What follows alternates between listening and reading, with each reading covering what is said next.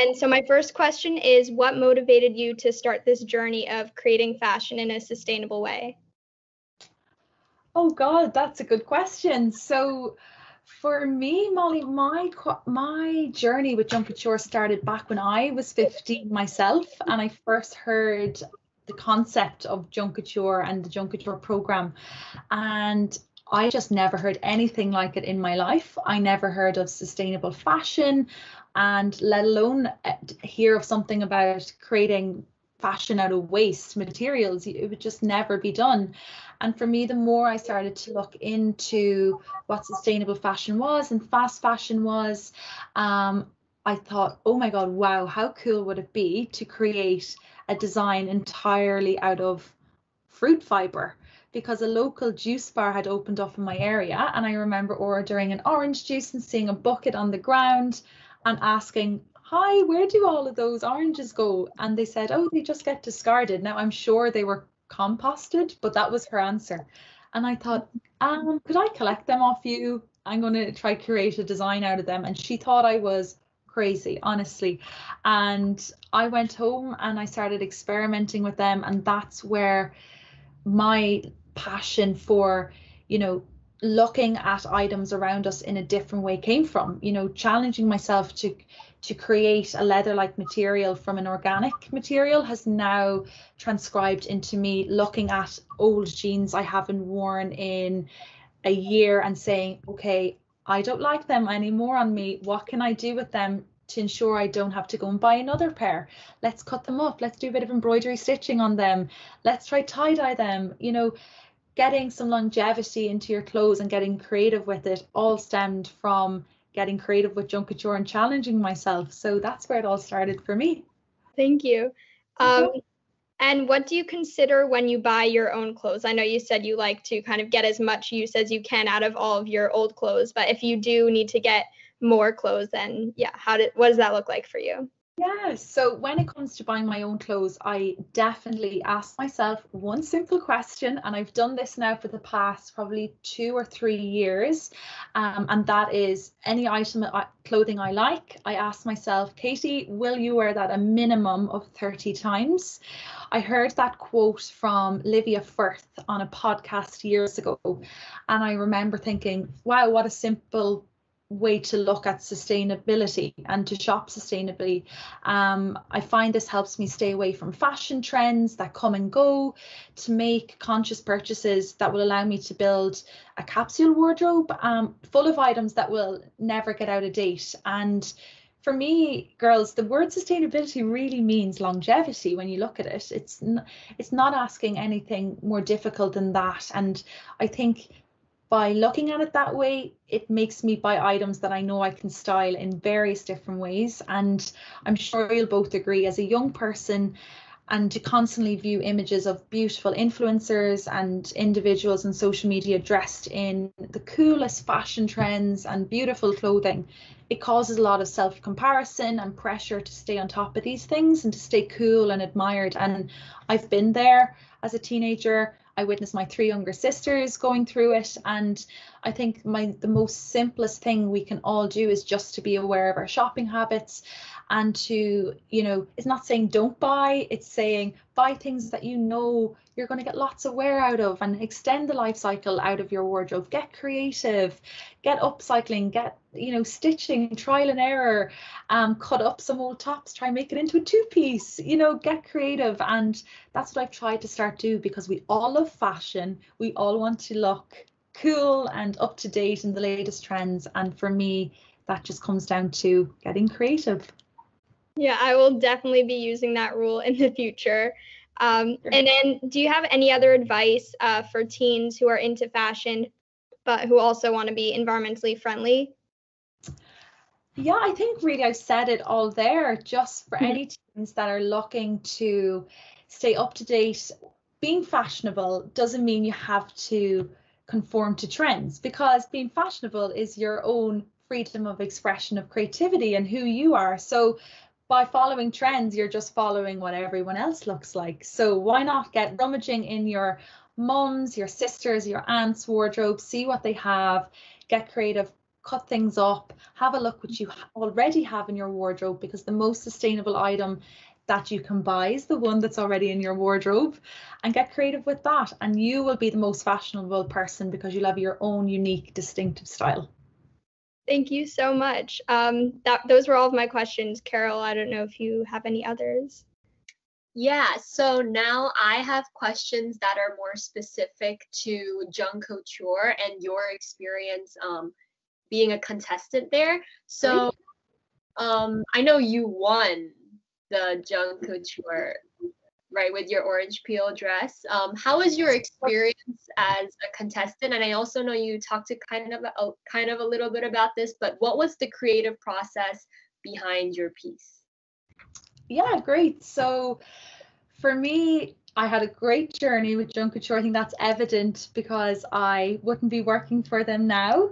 It started back in 2012. The creative process came from going to a juice bar, seeing a bucket of orange peel skin, and myself and my teammates thought we wanted to do something a bit different, surprise everyone. We didn't want to do, I think at the time, some other team were doing like tea bags, there was food packaging, and we thought let's be really, really innovative here and pick orange peel. So we took home buckets at home. We thought we were honestly crazy, had to start scooping all the pulp out, cutting them into shapes, and get experimenting. And the experimentation started with trying to dry the material out to create a leather-like material. And for us guys, it really was an incredible journey because it challenged us in so many ways. And I think as friends as well, we had to work on our team working skills, our problem solving, especially our problem solving as we got back from, I think it was the Halloween break. And we have this top part of our design that comes up like this. It was completely molded. It was smelling.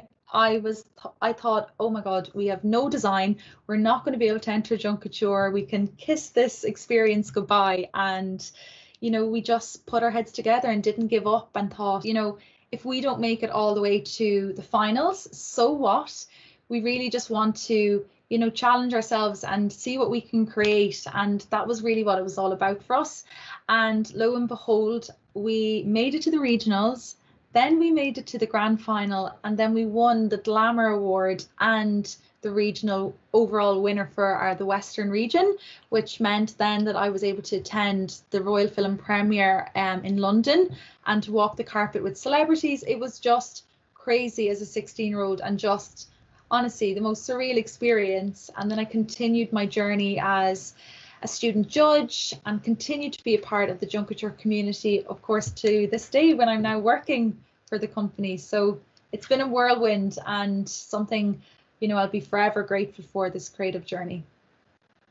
So I know you said you were a judge now for the competition. So my final questions, I guess, is what do you look for in a winning piece?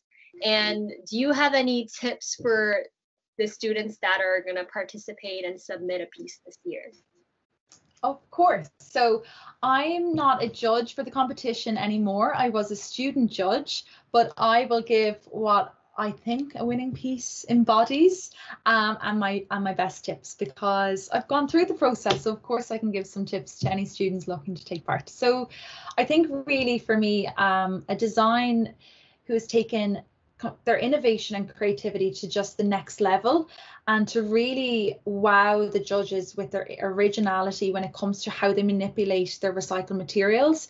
Like I said, you can choose the most simplest material, like Breed did in the discussion we had earlier on, girls, with the plastic bags, and she created Plarn and created an amazing design. So it's really about testing yourself, and I love to also feel inspired by the stories behind their design. So really give that some thought, because that can really be transformational. The design story, when you hear it and then see the design and put two and two together, you think, wow. And I think that's why when I tell my story about, you know, I wanted to create a leather-like material that could be used in the fashion industry, and now you see fashion brands adopt such measures and use fruit fibers to create fashion nearly 10 years later.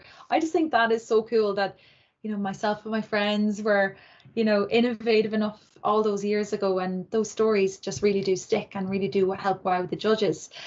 And for my tips, I think really give your research and into the materials and the inspiration some time.